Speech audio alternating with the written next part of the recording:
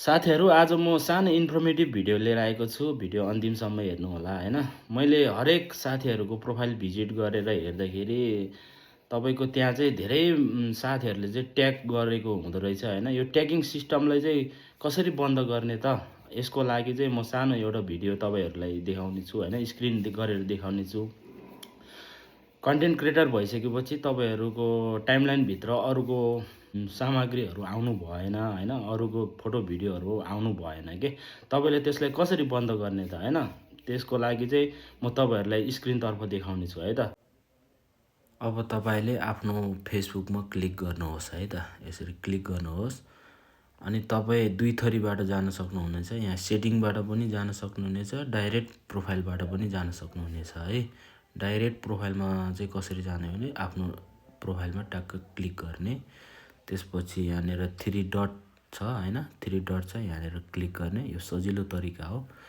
त्यसपछि तपाई यहाँनेर देख्न सक्नुहुनेछ है, प्रोफाइल एन्ड ट्यागिङ सेटिङ, यहाँनेर क्लिक गर्नुस् है।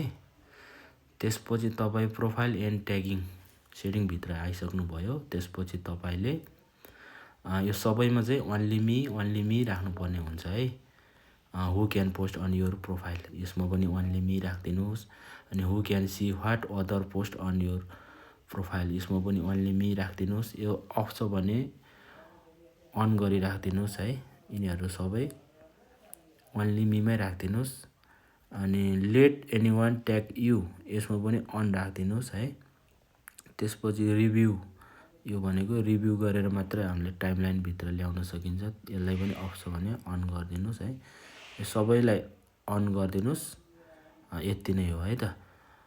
अनि अर्को तर्फपट्टिबाट चाहिँ आफ्नो प्रोफाइलमा जानुहोस्। प्रोफाइलमा सिधै यसरी प्रोफाइलमा गइसकेपछि सेटिङमा जानुहोस्। सेटिङ एन्ड प्राइभेसीमा जानुहोस्। त्यसपछि सेटिङ भनेर आउँछ, सेटिङमा जानुहोस्।